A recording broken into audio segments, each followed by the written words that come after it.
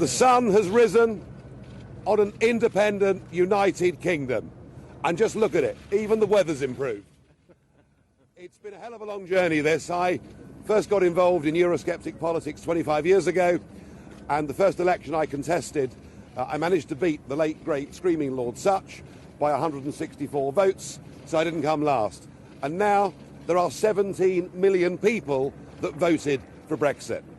It's a victory for ordinary people, decent people. It's a victory against the big merchant banks, against the big businesses, and against big politics. And I'm proud of everybody that had the courage, in the face of all the threats, everything they were told, they had the guts to stand up and do the right thing.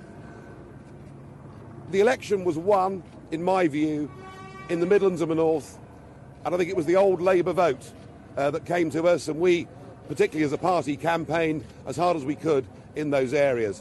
There is still a massive disconnect between Westminster, SW1 and real communities. And the one image I will remember throughout the rest of my life was a woman in Bolton grabbing my hands with tears in her eyes saying, why doesn't David Cameron, why doesn't the government come and see what they've done to my community, what they've done to the prospects for my kids?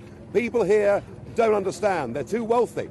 They don't get what open door mass immigration as a result of EU membership has done to people's wages, to people's availability of getting GP appointments or their kids into local schools. This was the issue ultimately that won this election. So I'm thrilled that we've done this. I believe the other big effect of this election is not what's happened in Britain, but what will happen in the rest of Europe. I mean, in the rest of the EU, Eurosceptic parties never talked about leaving the EU, now they are. An opinion poll in the Netherlands said that a majority there now want to leave. So we may well be close, perhaps, to Nexit.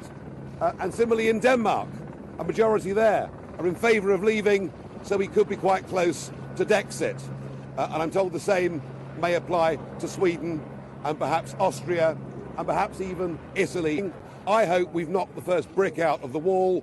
I hope this is the first step towards a Europe of sovereign nation states, trading together, neighbours together, friends together, but without flags, anthems, or useless old unelected presidents. So what happens now? What happens next? Well, 17 million people have said we must leave the European Union. We now need a Brexit government, a government that gets on with the job, a government that begins the renegotiation of our trade relationship, a government that will be mindful that already many of the German car manufacturing unions have said, let's get on and do a deal. Let's go on buying, selling motor cars and wine and cheese with each other. But a government also that at the same time uses the opportunity of Brexit. And the opportunity is we're now freed to start making our own trade deals and associations with the rest of the world. We've left behind, with this result, we've left behind a failing political union. We've given ourselves the chance to rejoin the world in a 21st century global economy. So we need, as I say, a Brexit government. We need the negotiations to start as soon as humanly possible. We need to start thinking globally about our future.